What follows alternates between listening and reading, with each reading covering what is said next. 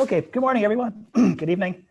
And thank you for joining us. We know you are very busy and have many to-dos to get through today. And so we're especially pleased that you would take this time to join us. We have a very special webinar lined up for you. The topic is supply chain insights and optimization.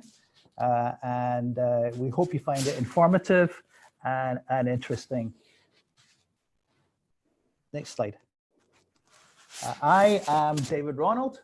I am Director of Product Marketing at TigerGraph, and I'll be today's host. Next slide. And I'm very happy to be joined by my esteemed colleague, Richard Henderson. I think Richard prefers Rick.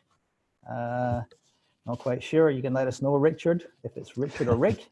He has a long and interesting background, over 18 years, almost 2 decades in data architecture, a significant amount of supply chain management expertise, which I think is a key reason why he's especially qualified to give this webinar.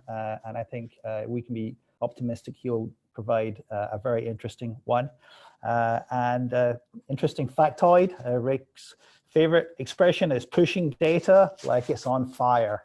And perhaps he'll give us an explanation as to the origin of that statement during the webinar. Next slide. And last but not least for me, before I pass control to Rick, here are 3 housekeeping items. Your phone lines are muted automatically. You know that. That's very typical these days, but we do want to hear from you. A big reason for this webinar is for it to be informative and interactive. So please do submit questions, and you can do that using the Q&A tab. And of course, you can do that at any time. We'll probably save questions for the end, but we'd love to get your questions, just as they come into your mind. Feel free to send them over. The webinar is being recorded and will be uploaded to our website. That typically happens very quickly, usually 3-4 hours. And also we will email out a link to the webinar and any other materials that Rick feels are helpful and informative. And again, that usually happens within 24 hours. And finally, if you have any issues with Zoom, that still happens, although Zoom seems to have resolved most of the technical bugs. If you do have any issues, please contact us and we'll do our very best to resolve them as quickly as possible. So with that, I'd like to hand control to Rick. Take things away. Thank you very much. Hopefully you can hear me. So I think this is going to be a little different from a lot of the webinars I usually do. We tend to do an awful lot of very technical webinars, which dive very deeply into the engineering and technical aspects of working with a graph database. I thought this time it'd be nice to actually go through a use case, particularly in a subject that is indeed very near and dear to my heart, which is supply chains. So what I'm really going to do here is I'm going to go through the process of what we did for a POC for a particular prospect of ours, and also to really show how we go from taking an idea and making it into something that's actually worth investing in. And really this reflects the way that TigerGraph usually works. We recognize that we're talking about a new technology. We recognize that as a company that we may not be very well known, even though we're used by some extremely large members of the internet. If you do any research on our website, you can see some of those people. But so therefore, we really came up with this way, or evolved this way of working with people, and we're finding that it bears a lot of fruit. And I just wanted to describe it today, as well as describe the outcomes.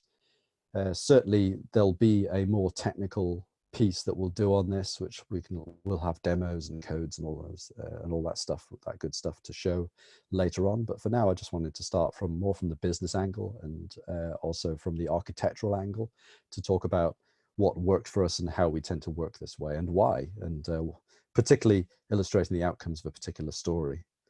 So the slide you should be able to screen here on screen here is really I put it here at the front. It was actually further down the deck originally, because I just wanted to point out the why I was interested in supply chain. So we basically talked to a number of manufacturers and said to them, look, we think that there is significant value that is being hidden in your supply chain, and there is some opportunity, potentially some opportunity there to find that value and to expose it, and thus manage your supply chain a bit better, and hopefully make some money, so save some money. And if our customers save enough money, then that justifies them spending money on our product and so forth. It's we very much look for the win-win. What I knew from my time at Toyota was that one of the significant difficulties of working with supply chain is simply that, particularly in manufacturing, you have to work with forecasts that may be anything up to 5 years out. Certainly, if people are supplying complex sub-assemblies or their various complex parts, then inevitably they're going to have to build factories to be able to do this. And if they're building factories to do this, that's going to take time. And if they're going to build tooling in order to produce these parts, and if there's an extended supply chain, because of course, if they're building assemblies, then it may be that they require parts from somebody else and so forth. This just requires quite a long time to set up. And the only reason people do this is if they invest significant amounts of money. And in order to invest the money, the end manufacturer has to commit to a forecast which is really so far away, it's very difficult to know what the real situation is going to be. And this is what creates the problem, is this: how do you reconcile the commitments you've made in a forecast versus the orders for a product that you actually get? And it's not a soluble problem. You can never really know what's going to happen in the future. But the idea is, can you actually manage this a little bit better? So we talked to this manufacturer, and they thought that just by having a good analysis of the impact of changes in orders on their supply chain, they could potentially save £10 million. And it's worth understanding why. So we've talked about sales forecasts, they're years in advance. The minimum that results in minimum buy volumes that commit. And that means that if your demand actually is less than what you've committed to for any particular product in the end, then the problem is that you may not actually consume the parts that you thought you did, but you've committed to buy them. You have no choice. And so therefore, that's essentially wasted money. That's money that you have to spend, but which you just don't need. Or you buy a load of parts which then sit around in the factory, which is, you don't want that either. These costs, the amount of money that's in the supply chain is significant. We talk about, we did some research, it looked like there's around about 5% of costs, and that's in very large scale manufacturing operations. In smaller scale operations, it can actually be a lot more than that. What the executive need in order to manage this is they need good information, but the problem they've got is that that information is coming from many, many, many different sources. You have the original forecast, you have the engineering and design part that decides which parts go on which product. Products have variations. So for example, in the Toyota case, any particular car could anything up to 100 to 200 variations are available, and each of those variations can themselves have sub-variations. So consider just the color of paint, for example, and how much paint you have to buy. But that also, is it an automatic or is it a manual transmission? These are all extremely expensive components. And if somebody decides that they actually the only thing that anybody wants to buy is an automatic car, then you've suddenly got a problem where you've committed to sell an awful lot of gearboxes that you don't need. Having that information available from the start that can get this end-to-end idea all the way from what has been ordered in terms of cars, what variation has been ordered, therefore what parts need to be built for that order, how you actually sequence that into the manufacturing operation, because of course you can't stop a factory in order to do this. It just costs millions of pounds a day. So instead what you have to deal with is a weekly build sequence that has to be planned. And then you have to be able to feed back to the suppliers. And hopefully if you have the information in time, then you can maybe negotiate with the suppliers and to see whether maybe they do have the ability to shut down a line, for example, without excessive cost. Maybe you can share the risk in some way. But what happens right now usually is that it's not until the end of the year when the final car has come out the factory, that you can actually decide what are the penalty costs that you're going to get. So therefore, it's a little bit too late to manage that. The idea of what we did was maybe we can come up with a way of actually being able to forecast any variation, or at least track the variation all the way down to the part level in order to be able to save some money. And as I say, this is £10 million is a very, very conservative figure. And as I'll talk about later, actually that figure got much larger, but that was our target, and we saw that as being the amount of value that was needed in order for the customer to decide they were going to do something new about it. So this is what we do. We effectively have a standard way of doing this. We can vary it according to the customer. What we do is we talk about a pilot project. These can be proof of concept. There may be some people prefer to pay for this so they can get guaranteed commitment from resources from our side. Other times we will do it free of charge. It all depends on the particular, the outcomes, the value of the outcomes and so forth. But I think what's key here is, without getting into the detail, you'll certainly have the ability to see this afterwards, is this is typically 4 weeks. So we can do this entire POC in 4 weeks. And this indeed was the exactly reflected in what we did for this company that we're talking about for the use case. If I go into a little bit of detail here, I think it's probably worth it. But basically, there are 3 phases to this. The first phase we look at is in phase 1, it's really what we do to prepare so that we can work at this sort of pace. So what it usually is, the idea is that you can plan, that you make sure that the resource is all committed, that we know who needs to be where and when, that the meeting is set up. We treat it like a very small project plan, and it's pretty much a standard plan. It works without any tremendous amount of ceremony. But the key here is that we need to agree with the prospect and the future customers, we hope they will become, exactly what success looks like. And this is the key thing, that we are constantly looking to demonstrate the value. If you start from value, then you have the opportunity to try and reach that value. Then it becomes a much more of a partnership exercise.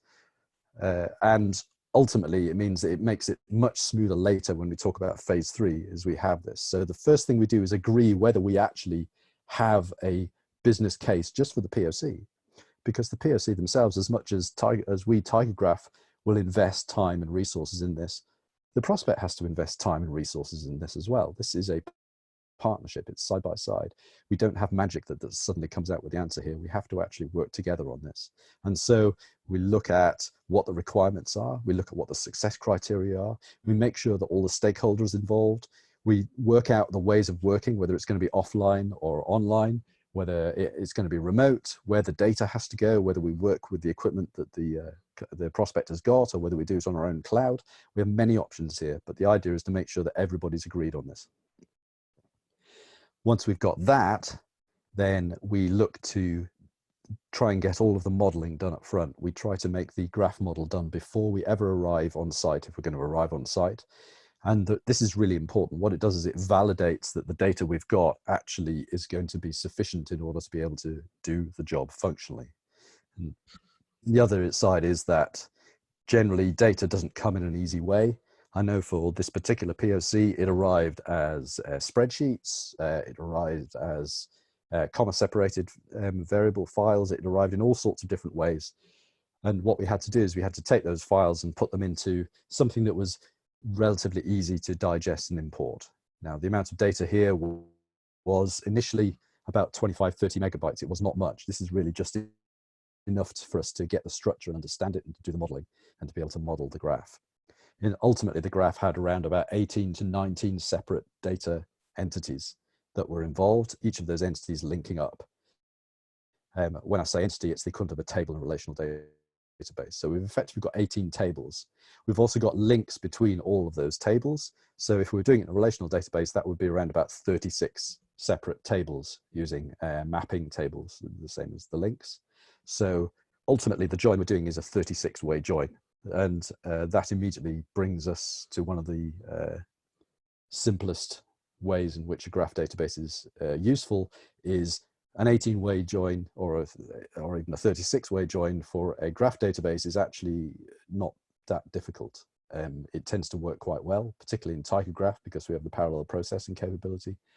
But that is pretty much impossible to do in a relational data store because of the way that they work. It's physics, the physics of relational databases and how they work.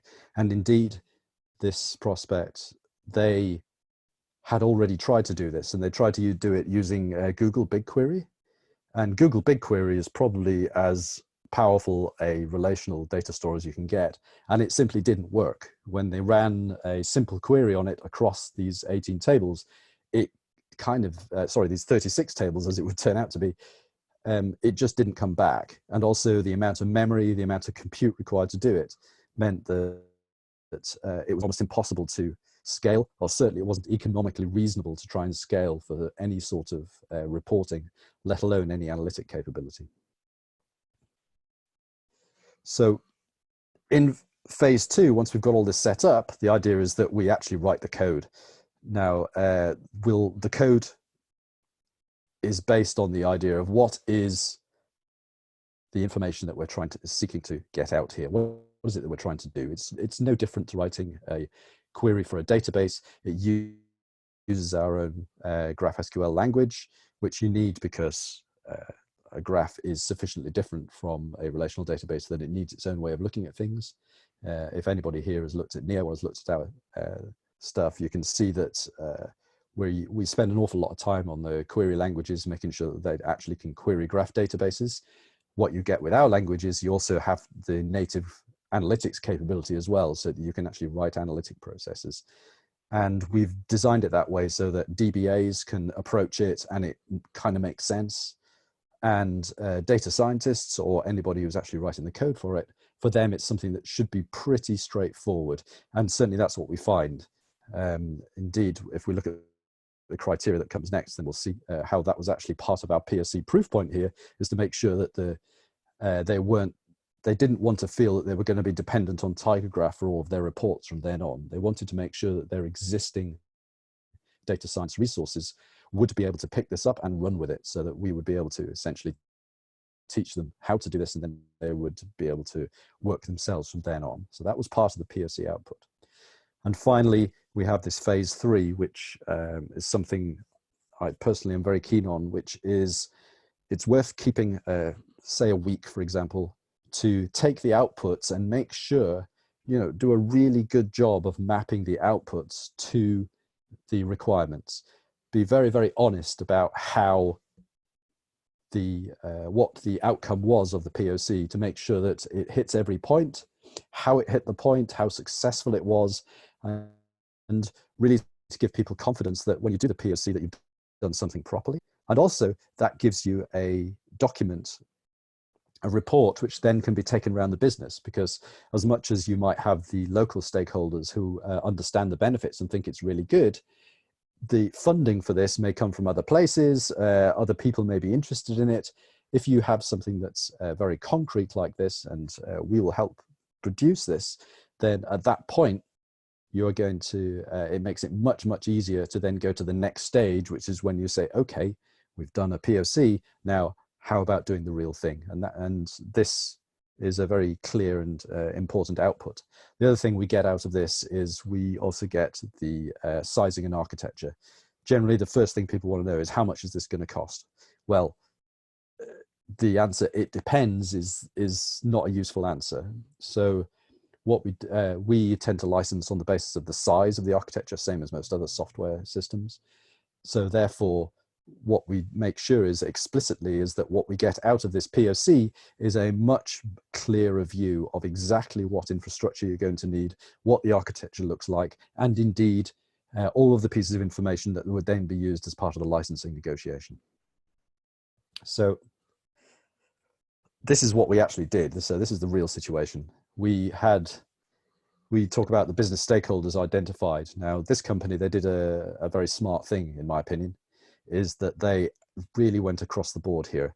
The infrastructure involved. So it's no good if you can't run software on the kit that you can manage. So it was made very clear to us from the very, very beginning that it had to work within their cloud-based strategy. It had to work on their selected cloud platform, which happened to be Google Cloud in this particular instance, but it could have been any.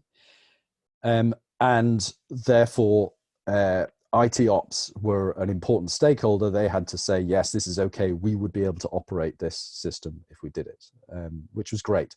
The challenge, if you don't do this, is that IT ops then really they're put in a very difficult position of always having to say no to things. If you bring them in at the beginning, then they are tremendously helpful in saying, look, this is how it should be done, and therefore all of their issues and concerns are addressed at the beginning as part of the design. Certainly, as an enterprise architect of old, this was something that was really important. Strategic alignment here.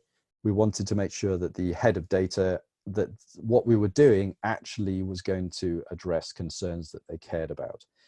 Again, we're asking to borrow resources, not a lot of resources, just two people for a couple of weeks. But nevertheless, if we're doing something that doesn't line up or indeed duplicates work that's already been done, then that's no good. So you have to make sure that whoever's, particularly in any company now, almost all companies are data-driven now these days.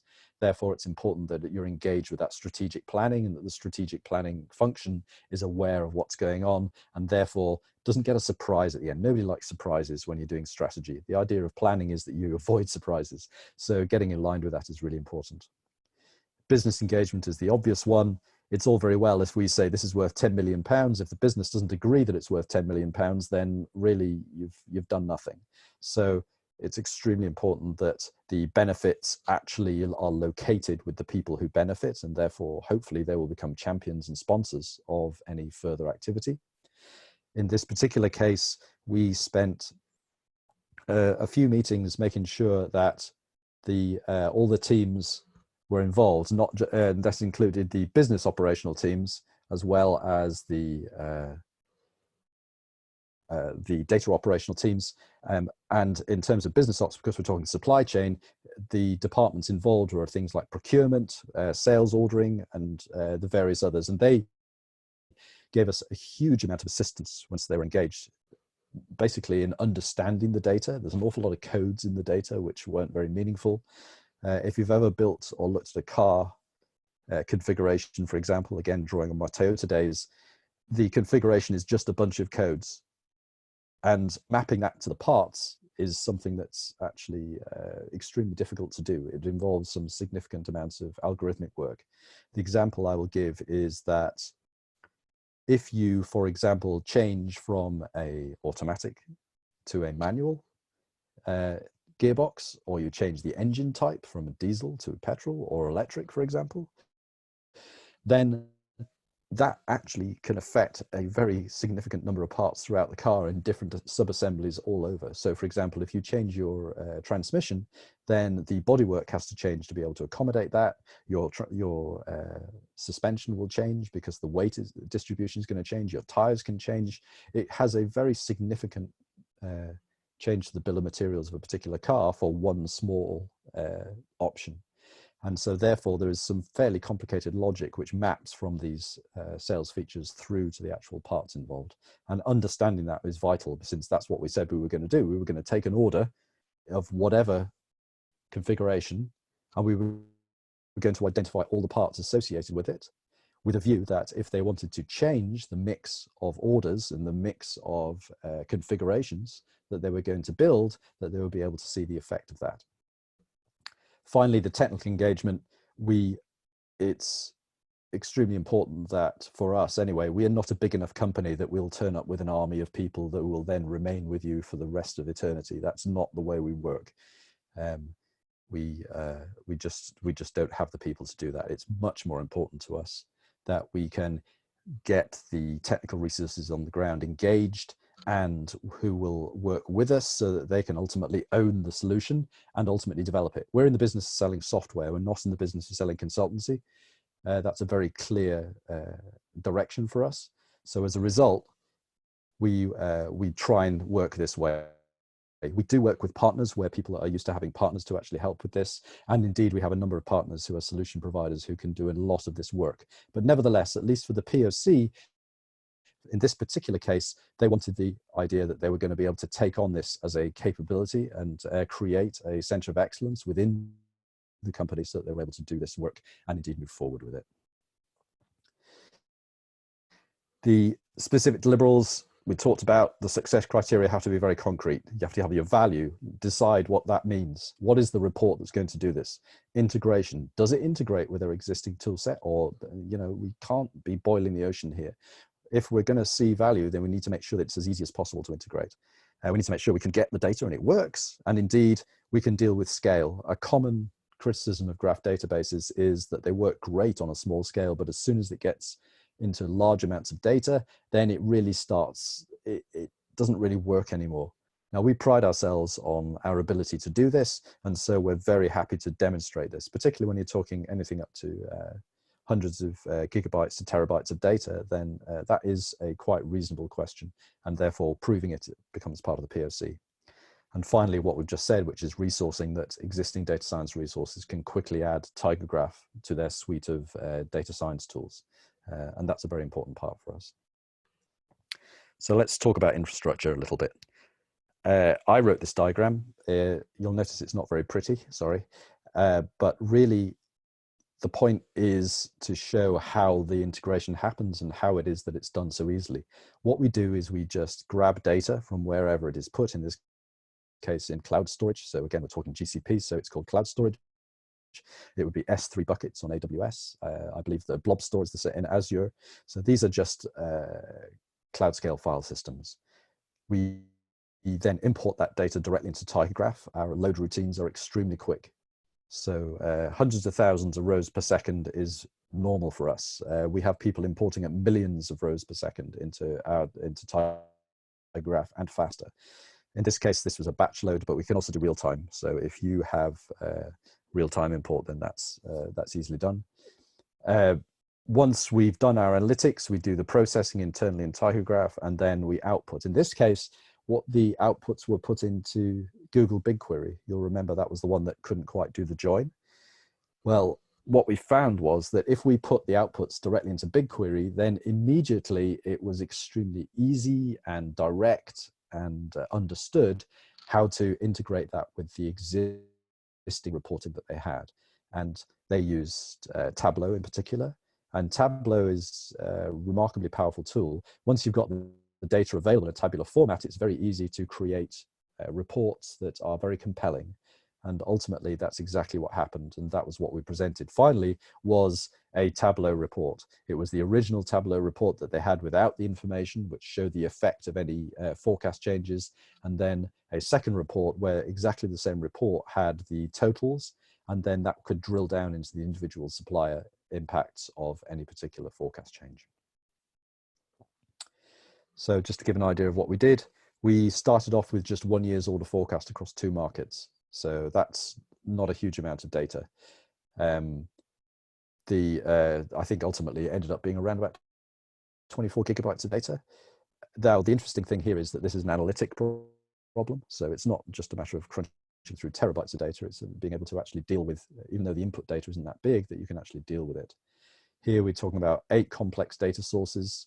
We ended up with 11 vertex types and 14 edge types. So they are 29 in the end. So I beg your pardon, I probably said less earlier, 30 odd. We did end up with 36 edge types, but the ones that we had when we first came in was this 11 vertex types and 14 edge types. So that's 11 tables input and 14 relations between those tables to link that data together. Our resources from the data science team, they did the data engineering in Python in that phase 1. So we knew that we had the data, we knew what it did, we understood what the data meant so that we could relate it reasonably. And we did it just using their standard tooling. So in this case, it was Python. We used some shell scripts to move files around and to do some very simple manipulation of the files. And then we provided that to the TigerGraph parallel loading engine, and that was what brought it in. So we ended up with about a few million rows of data, a few tens of millions of relationships between those data, and which is about 2.5 gigabytes, and we pulled that in about 2 minutes, just to give you an idea. And this was on a single 8-core cloud server with 32 gig of memory, although I have to say the GCP servers are pretty quick. but nevertheless, this was not in any way an expensive or complicated server. The post-processing of the graph, which I haven't really talked about, but one of the things we did in order to get the performance is we processed the data such that to improve the graph and to make it so it was faster to analyze. And that created about 1.5 billion derived edges, and it took about half an hour to do this. That could probably be optimized. It was a one-time thing to do, so we thought that initial 30 minutes was no big deal. What that did is it extends the linkage in the graphs so that it can be processed more quickly. It avoids, if you remember, I talked about the very complicated logic that is used to convert from an order configuration through to the parts. What we did was we short-circuited that logic, which is a pretty standard step when you're dealing with graph and to make things run quickly. Okay, so sorry, I'm just checking the time. Okay, we're doing okay. So using existing resources, what does that mean? 2 members of the data science team, they certified themselves in GSQL 101 before we arrived. The infra team installed our software before we arrived on their existing cloud setup. Again, this is all doing as much as possible up front, allows us to fail fast in the event there's a problem, or if we need to replan. But in this particular case, it just meant that we were very well prepared so that we could do this whole thing in around about a week to 2 weeks. As it was, we actually did it 2 cycles. In the first week, we completed the initial result, and then the business came back to us and said, actually, can you do this with more data across more markets? Because we actually want this report for a board meeting in a couple of days, and so we need to see it for all of the data. And so we had to redo the data imports and slightly tune some logic, and ultimately that allowed us to do the full-scale optimization in the following week. I'd note that the prospect team, these 2 data science members, they modified the queries without us quite easily. We worked side by side with them where they needed it, but they were very keen to become independent, and they did so. They did all of the BI tool integration. They did all of the data science work on the data. Now, it didn't have to be that way. That was the way they wanted it to be. And that indeed, if you remember, there was an output was to make sure that the data science team the existing resources were completely confident. Ooh. Now, before I immediately go to Q&A, I guess there's a little story around this, which I haven't put in the slides here, which is when we presented this to the management team, the first thing we did was I put my 10 million pounds on the front screen. I said, look, we have reported on this, and we have discovered there is 10 million pounds available to be saved by running this report. The information it gives you that's the prize, if you like, that we could come out of this. And the first thing the main business user in the room said was, that number is wrong, which actually makes your heart sink when that's within the first 2 minutes of a meeting and there's around about 25 people in the room and you're hoping to demonstrate the value of your product. So with some trepidation, I asked him, okay, so what do you think the correct figure should be there? And he said, the correct figure there should be at least 10 times that number. There is at least 100 million pounds available in that report to be saved, which in many ways was a very nice outcome, but it really reinforced to me this idea that you have to be focused on value and you have to be focused on the explanation. If the explanation had not been good enough, then we wouldn't have been in a position where the business person who was there was able to actually get engaged with the meeting. It wasn't just a technical meeting saying, look at this new technical toy. This was a value proposition that we were putting forward. And by doing that as a value proposition, it allowed us to take it forward into a full-scale opportunity. And that's what happened. So ultimately, our £10 million prize has now turned into a £100 million prize. And that means that within 6 weeks, by running this POC as it was, we essentially went from a piece of technology with no known usage within a company to something where they expect that they should be able to get some reasonable fraction. They'll be able to manage £100 million worth of risk that previously they have never been able to manage. And we're hoping over the next few months means that we'll be able to extend the same idea across a number of use cases across the entire supply chain. And that is the story of supply chain analytics and TigerGraph, which I wanted to tell. So moving on, how's my doing for time? I'm doing great. Thanks, Rick. 36 minutes. You're doing great. So at this point, we'd like to encourage audience members to submit questions, and the best way to do that is through the Q&A tab at the bottom. We have a couple of questions already, but I wanted to compliment Rick for an awesome presentation. It was very interesting, very nicely presented. Good job. And an ability to better manage £100 million is very significant. One of the questions we've had from the audience is, you implemented this on Google Cloud. Would the same architecture work on any cloud? Yes. And this is one of the things, we're not doing anything particularly special here. And so we have actually internally our own TG Cloud, which you do as a platform as a service, is done using Amazon. We have some prospects who are extremely interested in seeing this being done on Azure. So we're working quite closely with Microsoft. So absolutely, this is a very simple and even simplistic way of integrating this kind of tool. Cool. Another question is, could the data be updated in real time from another source, say an event bus? That's a great question. Yes, and indeed, this is what we're looking to do. Is we want to be able to tie in almost an Internet of Things approach to this. Now we provide syncs for Kafka messaging, just to dip into a bit of techiness, and that allows real-time update. And what we can do is, you'll remember I talked about the 30 minutes of processing of the data. If the data comes in one piece at a time, then we can do that in line with the insertion. So therefore that 30 minutes goes away. And that means that we can continuously update. So as orders come in, or as the manufacturing position comes in, or as suppliers, as they have issues, as inevitably happens, then that can be reflected in the model very, very quickly and allow you to, in principle, run a real-time dashboard. So yes, real time is very much something that we like to be able to do. Okay. Another question here is, what is the maximum scale you have implemented for this type of analytics? So I think actually, I was going to say not in a supply chain context, but yes, actually we do have one in a supply chain context for an electricity supplier over in China. There generally we go up to, for heavy analytics, it's a few terabytes, but we do have some, we have a couple of instances which are going up to, I think 20 terabytes is the largest that we've got for a fraud application.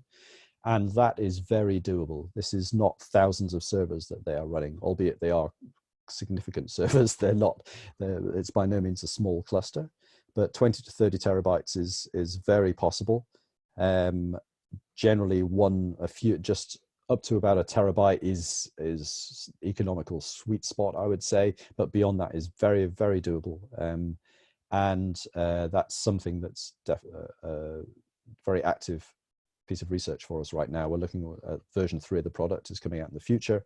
And one of the things we're starting to do is to start to increase that upper size. We want to be able to make it basically limitless. If people want to go to cloud scale, we want to be able to follow them up to cloud scale. So if that means a petabyte of data, then we want to be able to follow them to the petabyte of data. So that's something that we're very proud of and we're going to drive further into in the future. Okay, we have one more question from the audience. And I would suggest for audience members, if you haven't yet submitted questions, please do so. This is a fantastic opportunity to get insights from an expert of Rick's tenure and knowledge. So the remaining question is, can I get this data and code to look at? Yes, but just not yet. So what we're doing at the moment is I'm taking the data, I'm anonymizing it, I'm doing all the things you need to do, because obviously I can't, this is important stuff, I can't give away the data of a customer, but I intend to have a very technical version of this, effectively a demo. This will be in the next month or two, probably quicker than that, because I'm going to be presenting at Big Data Paris. I'm doing a workshop there, and I expect to have the full demonstration of this there. Equally, if anybody is interested in actually looking at this in anger for their own data and things like that, then please get in touch. You know, our contact details are there. The reason I'm showing the planning here is to say, look, this is not an expensive thing to do. The idea is to reduce the risk as far as possible. And certainly if you can spare a couple of people for a couple of weeks to look at this, then I think the prize is definitely there. And part of the thing we will do is we will bring the code and we will show exactly how it's done. So if you're at Big Data Paris, you probably get the first to see the code in action. But I expect to put this up on the starter kits, which we tend to have in TG Cloud. I hope to have a supply chain starter kit up there sometime over the next few weeks. And indeed, we'll happily, anybody who's attended this event will send you some notifications so that you'll be able to see that. Fantastic. Thanks, Rick. Well, those are all the questions we have. So okay. Why don't we move on and wrap up, begin the wrap up for the webinar. So can we move to the next slide? Yes. Okay, so if you have questions, there are at least two ways that you can get those questions answered. The first one is to join our developer forum. We are putting more emphasis on that forum. The URL is shown there. We are going to send out the slides shortly after this webinar concludes, and you'll be able to access that link easily by clicking on it. Additionally, every Thursday at 11 o'clock Pacific time, California time, I realize that's not ideal for EMEA audiences, and maybe we might think about adding a different session of office hours in the future. But for today, it's at 11 a.m. on Pacific time. And it's an opportunity to have one-on-one interactions and get your questions answered. Next slide. And there are a variety of additional resources. There's 4 shown here. And I draw special attention to TigerGraph Cloud. Rick already mentioned that we have 18 starter kits today. It sounds like he's going to be adding a 19th. We add 1 or 2 per month. And the intent here with the starter kits is that we want you to be able to begin developing expertise in TigerGraph as quickly as possible.